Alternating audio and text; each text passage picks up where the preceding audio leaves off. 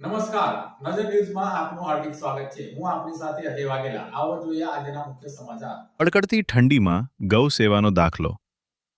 પ્રાણી જીવરક્ષક સંસ્થા અને સરપંચના સહકારથી ગૌમાતા સુરક્ષિત પાદરા તાલુકાના સોખડા ખુર્દ ગામે માનવતા અને સંવેદનશીલતાનું ઉત્તમ ઉદાહરણ જોવા મળ્યું છે.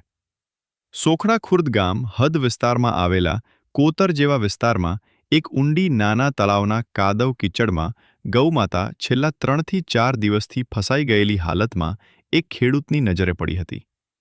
ગૌમાતાની હાલત અત્યંત દયનીય હતી. તેને બહાર કાઢવા અનેક ગૌ સેવકોને જાણ કરાઈ, પરંતુ કોઈ મદદ માટે આગળ આવ્યું નહોતું. આખરે વન્યજીવ બચાવ કામગીરી કરતી પ્રાણી જીવરક્ષક સંસ્થાના પ્રવીણ મહારાજને જાણ કરવામાં આવી.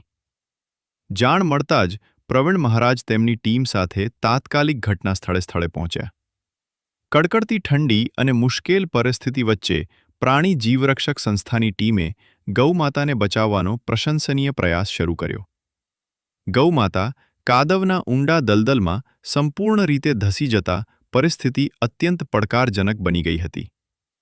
અંતે ગામના સરપંચને જાણ કરવામાં આવતા સરપંચે કોઈ વિલંબ કર્યા વગર ગામના યુવાનોને સાથે લઈને સ્થળ પર પહોંચી માનવતા દાખવી. સરપંચ, ગામના યુવાનો અને પ્રાણી જીવરક્ષક સંસ્થાની ટીમના સંયુક્ત પ્રયાસોથી દોરડા વડે ગૌમાતાને સુરક્ષિત રીતે બહાર કાઢવામાં આવી. ગામના લોકોએ પણ પૂરતો સહકાર આપી સાચી એકતા અને સંવેદનશીલતાનું દર્શન કરાવ્યું.